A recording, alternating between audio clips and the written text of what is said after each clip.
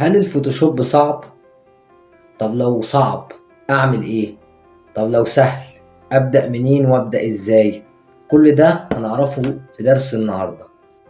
هاخد وقت قد إيه في إني أتعلم برنامج الفوتوشوب؟ طيب إيه إمكانيات الجهاز اللي أقدر أشتغل عليه؟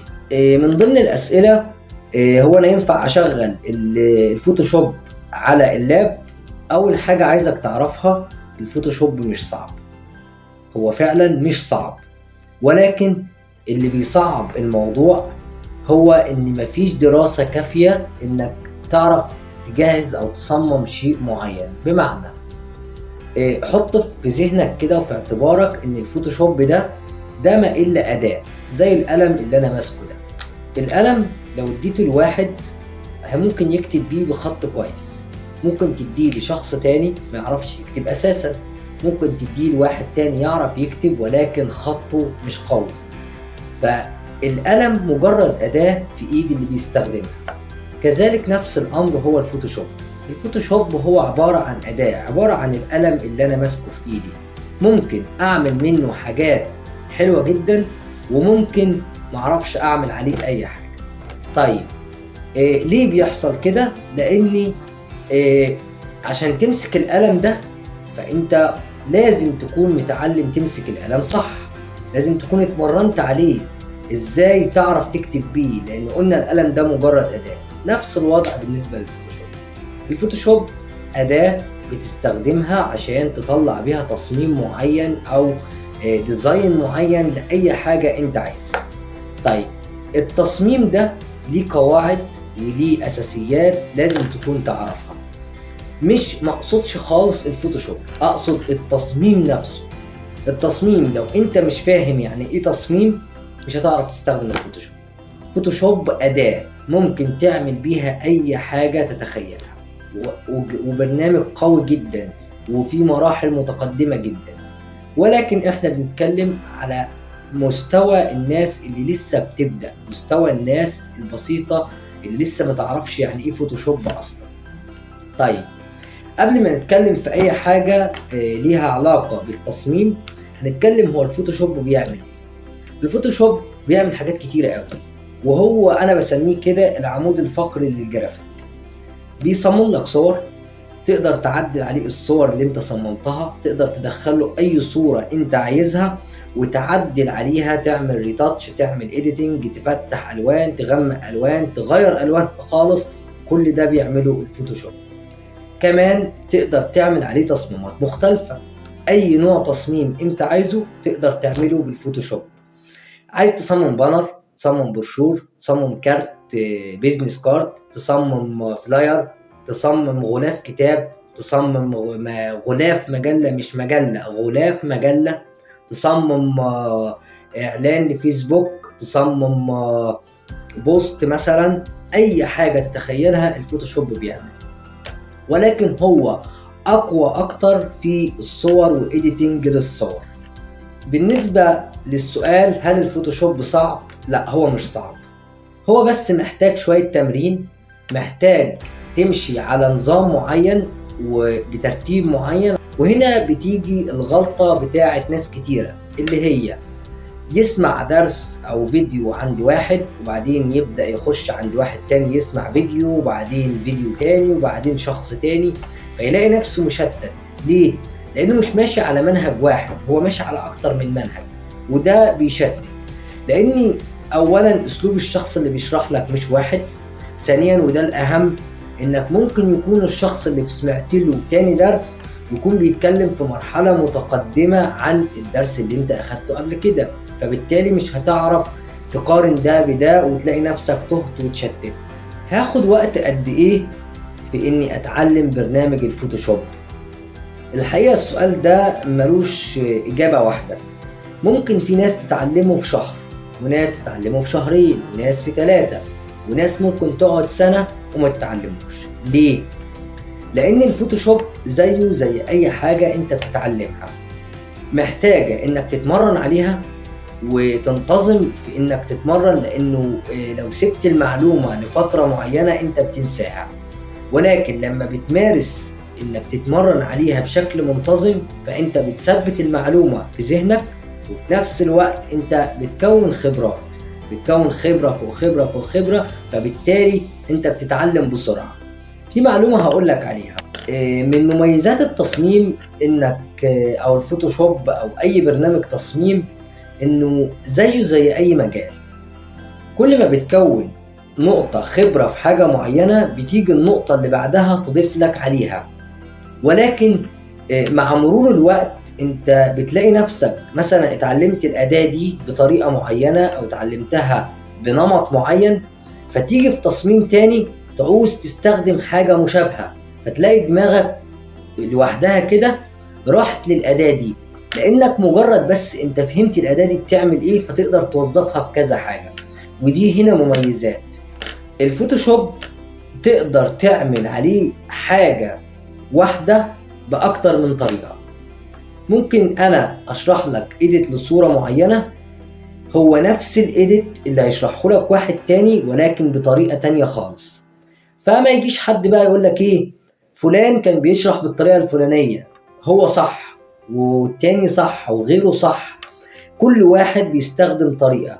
ولما هتتعلم الفوتوشوب هتلاقي نفسك فيما بعد بتخلق طريقة تناسبك في التصميم، وطريقة انت هتستخدمها ممكن محدش يكون استخدمها قبل كده، هتكون خاصة بيك انت. وعشان كده عايزك تتعلم تفهم بالظبط كل أداة بتعمل ايه، وتفهم البرنامج نفسه بيتكون من ايه، عشان لما هتفهم ده هتقدر تعمل الحاجة اللي غيرك عملها بكذا طريقة مختلفة انت هتعمل لها طريقة لوحدك. من ضمن الأسئلة هو أنا ينفع أشغل الفوتوشوب على اللاب بدل الكمبيوتر الجهاز الكيسة العادية يعني؟ أوكي، مفيش مشكلة، طالما إمكانيات اللاب تسمح معاك مفيش أي مشكلة إنك تشغل. ينفع أشغله على الموبايل، في نسخة اوريدي للموبايل بس مش قوية، أنا شخصيا ما جربتهاش يعني فما أقدرش أحكم عليها، بس أنا برشح جهاز الكمبيوتر وبرشح اللاب طالما إمكانياته تسمح. ايه امكانيات الجهاز اللي اقدر اشتغل عليه؟ امكانيات جهازك لو انت هتستخدم فوتوشوب حديث مثلا فوق 2018 والفوق، احنا في 2025 فانت فرق كبير يعني، فانت على الاقل مثلا هتعوز الرام ما تكونش اقل مثلا من 8 جيجا، هتعوز يفضل كارت شاشة خارجي. بالنسبة الهارد طبعا ده مجاله مفتوح بالنسبة لك، وده يعني حاجة انت بتخزن عليها المساحة فمش هتعوقك كتير. ولكن لو عندك هارد SSD في الكيسة بتاعتك او في اللاب بتاعك ده هيسرع معاك الاداء كويس جدا في الفوتوشوب.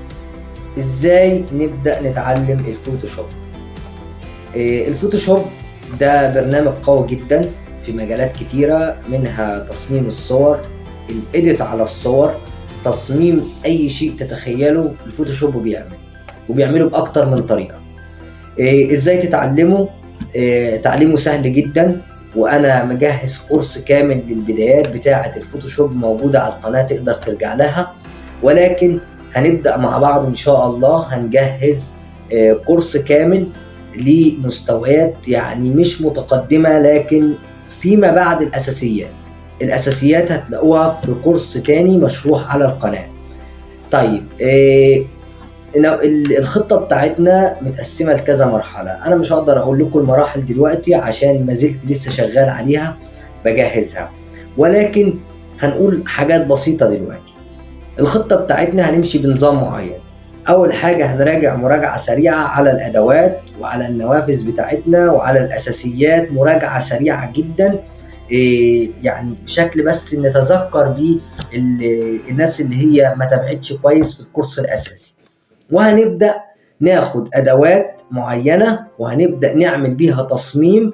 التصميم ده هيكون بسيط في الأول، هناخد أدوات بسيطة وتصميم بسيط، وكل ما هنتدرج لقدام هنبدأ نصعب الموضوع شوية، هنبدأ نعمل تصميم بسيط ثم أصعب شوية ثم أصعب ثم أصعب لحد ما نوصل لمرحلة محترفة جدا. ولكن ده بنعمله علشان الناس اللي لسه جديدة واللي لسه بتقول يا مسهل في الكورس، فما نعقدهاش وما نصعبش الموضوع. خطأ كبير بيقع فيه ناس كتير، يبدأ يتعلم واول ما يبدا اول مشكله تقابله يروح قافل البرنامج ويقول لك انا مش هتعلم تاني. ده غلط كبير وبيدمرك.